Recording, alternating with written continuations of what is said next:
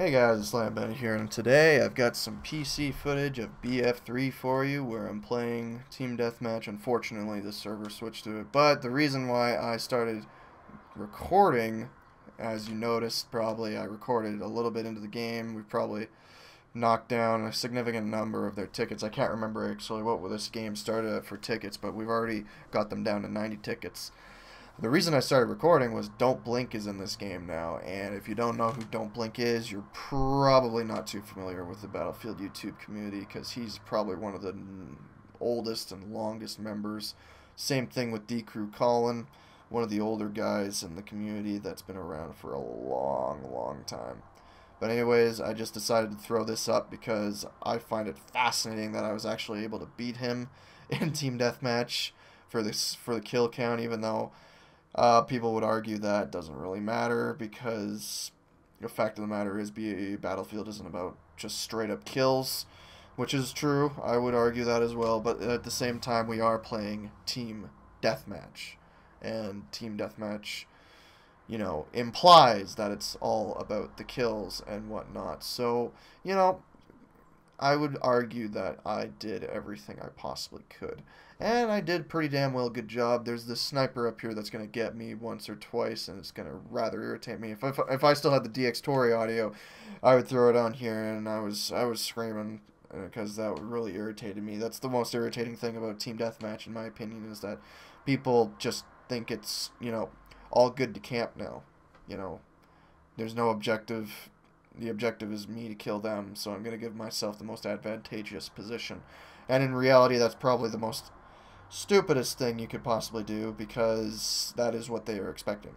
And doing the unexpected, even though you're putting yourself at harm's way, is going to be more beneficial, because the element of surprise is very powerful.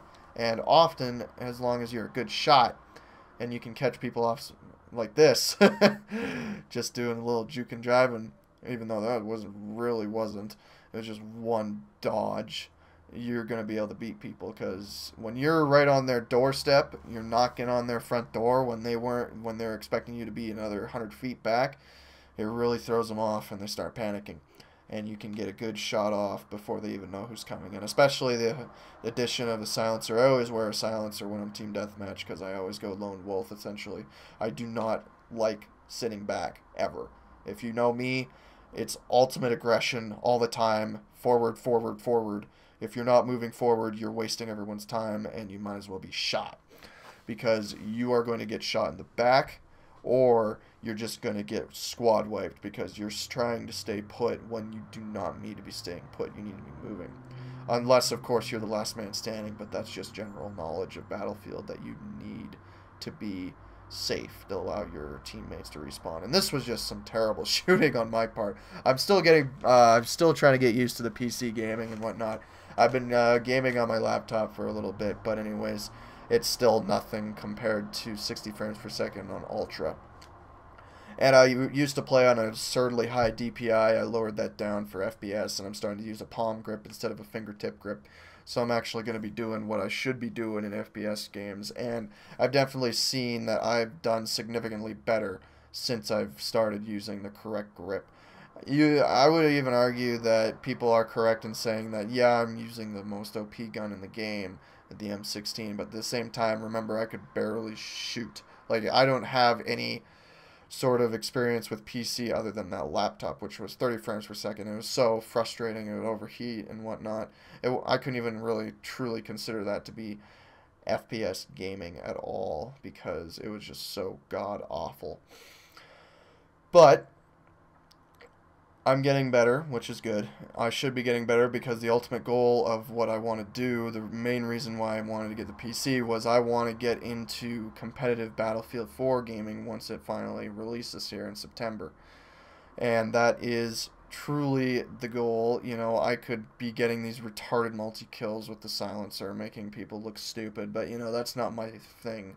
I would prefer to be playing a highly competitive game where I can still stomp on people, but at the same time I'm playing with the group and clan. And that is probably the biggest reason why I switched from from Call of Duty to Battlefield, is the fact that there is actual team play. But anyways, there'll be more videos to come, mostly BF3. GTA will be coming as well on the PC here. But anyways, for the meantime, I did a very solid game, did what I promised, beat Don't Blink in a game of Team Deathmatch, which doesn't say much, but at the same time, for someone who just started playing, says quite a bit. But anyways, this is Lightning Bandit signing off.